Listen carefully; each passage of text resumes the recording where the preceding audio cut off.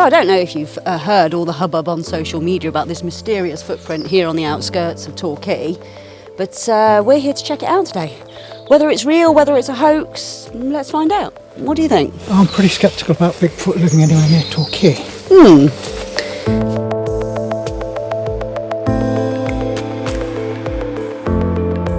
I'm going to go meet Ziggy now, the person who took the photograph of this footprint. Hi. Nice to meet you. So Ziggy, tell me what you saw that day. It was a Saturday afternoon. I'd been out coast steering with some clients down on the coast here, and when we joined the South West Coast Path, our eyes were drawn down to the path in mud. There were giant footprints in the mud. 15 to 20 prints going along the coast path for 25 metres, coming out of the woods, going along and then veering back into the woods again.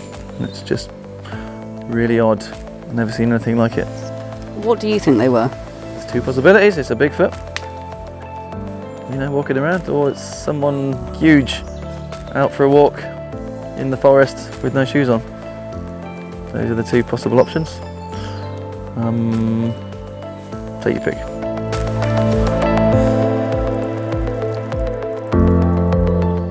Hi, Richard. Howdy. I've just been talking to Ziggy about these mysterious footprints. What's your take on it? There is nowhere in the British Isles that could support a population of these things. You've got to have a population, you can't just have one on its own. Even the Cairngorm Mountains, you couldn't hide a population of 8 foot tall hominins there. They would have been found centuries ago and probably wiped out. So the idea of the Bigfoot living in Britain is absolute nonsense. It's a non-starter. Now, historically speaking, there have been sightings of an ape-like creature in the area back in the 90s, I believe. Can you tell me a little bit about that? Yeah, the green-faced monkey of Churston Woods.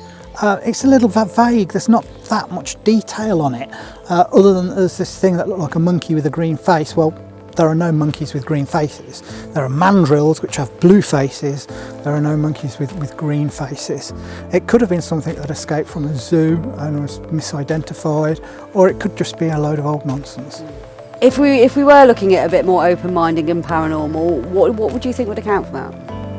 So certainly there are real monsters, there are real flesh and blood unknown animals around the world, but they're not going to be hanging out in small woods in Devon.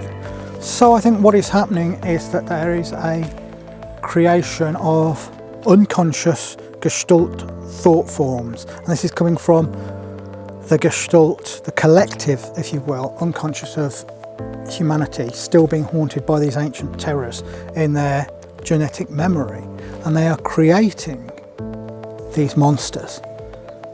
There are still sightings of dragons today all over the world. There are sightings of monstrous demonic black dogs. There are hairy giants, fairy sightings.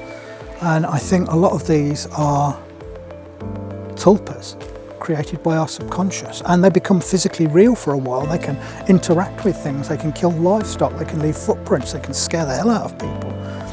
If you look back at, say, dragon legends in Britain, of which there are about 100, in a lot of them, it sounds like mystery animal sightings of today. This thing will appear, it will terrorise an area, and then it will just vanish again. There's no damsel in distress or hero in a lot of them, or no hoard of gold. They just come, terrorise an area, vanish.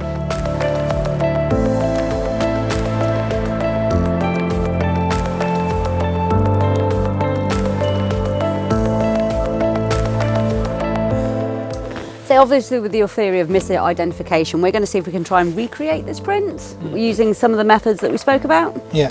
So I'm about to get muddy. Things I do. Right, okay, so basically someone running in bare feet and sliding, basically. So if you're running in bare feet and you slide, and then that's made the print. What do you reckon to that? Mystery solved?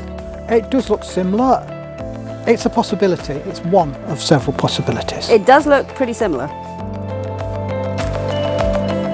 So yeah, being very, very sceptical of a hominid, bit large hominid living in the area, aren't we? I'm sceptical of there being a race of hominids anywhere in the British Isles. But if anyone does see anything, then yeah, feel free to give us a call.